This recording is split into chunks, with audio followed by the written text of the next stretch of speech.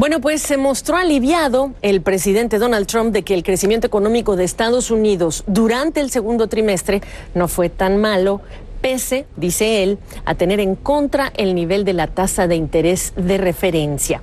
Dijo en un tuit Donald Trump: segundo trimestre arriba 2,1%, no tan mal, considerando que tenemos el peso muy pesado del ancla de la Reserva Federal sobre nuestro cuello. Casi no hay inflación. Estados Unidos está listo para despegar. Y sí, tiene razón el presidente, creció más de lo que se esperaba la economía en ese trimestre, es decir, entre abril y junio. Hay quienes esperaban, de hecho, un crecimiento por debajo del 2%, hablamos de 2,1%. Esta es la lectura inicial del dato, por cierto, y de momento, pues se habla de ese nivel, 2,1%. Pero, ojo, hay datos que vale la pena subrayar de este informe, varios de ellos. Entre otros, el impulso que recibió este crecimiento de lo que es el gasto de los consumidores. Ese es uno. Otro factor, el aumento que se registró en el gasto del gobierno federal. Ese es otro factor importante que hay que considerar. En contraste, y este es otro importante dato, la inversión de las empresas cayó 0,6%, marcando su peor dato desde el año 2016. Apenas una probadita de lo que trae este informe en esa primera lectura preliminar. Voy con José Luis de Haro en la Bolsa de Valores de Nueva York. Muy importante estos datos porque no solamente te hablan de lo que está haciendo el gobierno federal en ese gasto, también de otras componentes, como por ejemplo Boeing, que tiene en tierra su avión y lo que representa para el gasto de las compañías, entre otros.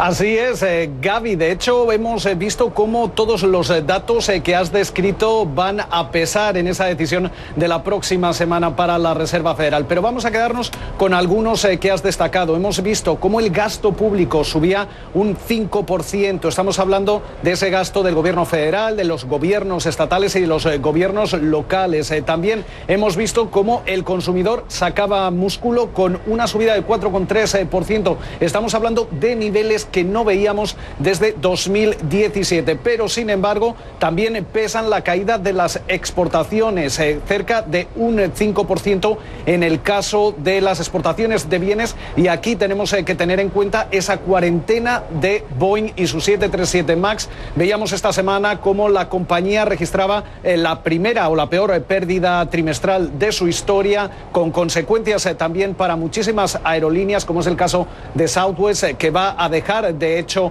este año ya de volar a Newark, en el aeropuerto internacional de Newark en New Jersey. También American Airlines, que llegaba a incrementar el cargo relacionado con esta cuarentena a más de 400 millones de dólares. Y mientras tanto, también tenemos que tener en cuenta que Estados Unidos exporta buena parte de estos aviones, y de hecho tenemos que destacar que en los últimos 5 meses más o menos hemos visto cómo las caídas de exportaciones de aviones ha sido de alrededor del 12%, con lo cual son datos a tener en cuenta. Boeing de momento parece que va a intentar volar ese 737 MAX a finales de este año, pero ya veíamos algunas aerolíneas, como es el caso de Southwest, que de momento van a mantener esa cuarentena hasta comienzos del año que viene. Boeing también amenaza con frenar la producción si no puede poner el aparato en el cielo a finales de este año, con lo cual esto podríamos seguir viendo cómo sigue pesando en la economía estadounidense. Gaby.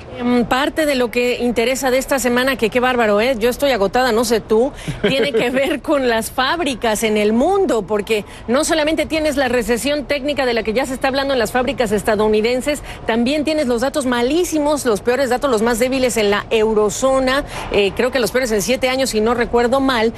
La Reserva Federal hablando de la situación de las fábricas estadounidenses también, y el Banco Central Europeo, que está entrando pronto a estimular también a la economía.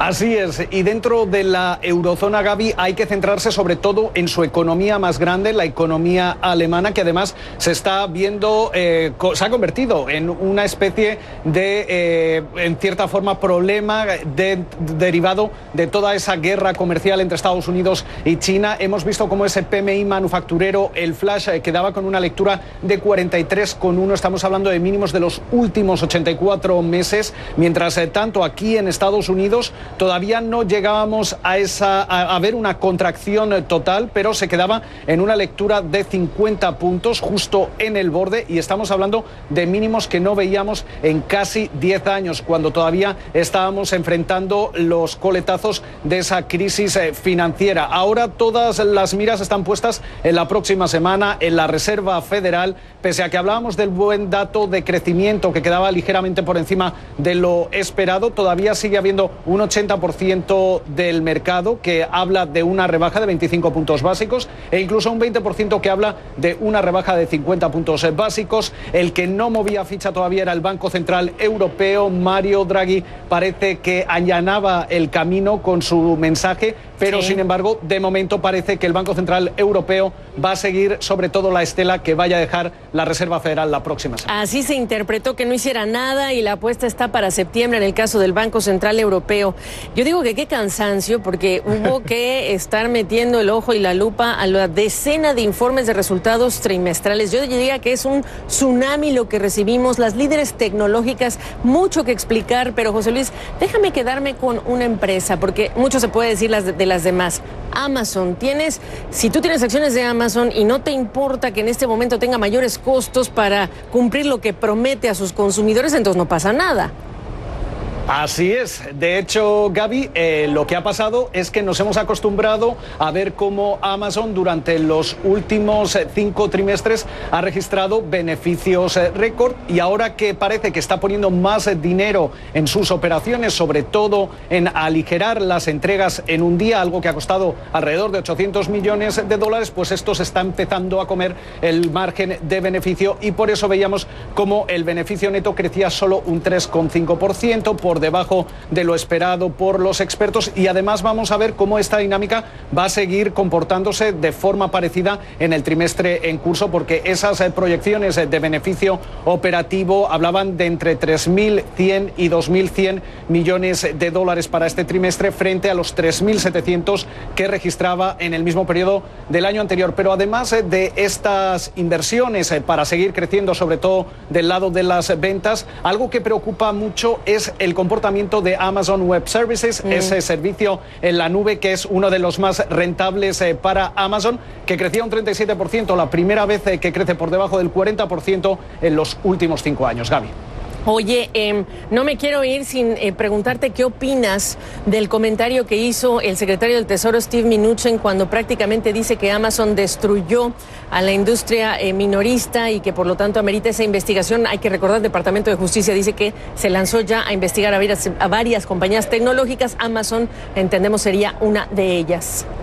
De momento, Gaby, es cierto que Amazon ha sido un disruptor de la industria minorista en Estados Unidos y en el conjunto del mundo, pero también tenemos que tener en cuenta que muchas de las minoristas de ladrillo y mortero llegan con problemas en sus operaciones, que no han sabido adaptarse a la nueva era digital. Con lo cual, ahí básicamente podemos decir que tenemos que dar un poco de razón a Steven Mnuchin, pero también hay que tener en cuenta que las minoristas tradicionales tienen que hacer los deberes y adaptarse a los nuevos tiempos. Sí, en pocas palabras coincides conmigo, porque pintó con un brochazo, se fue ahora sí que con una brocha para pintar a todo lo que está pasando en el sector minorista, y no se puede ser así. Gracias, José Luis, descansa.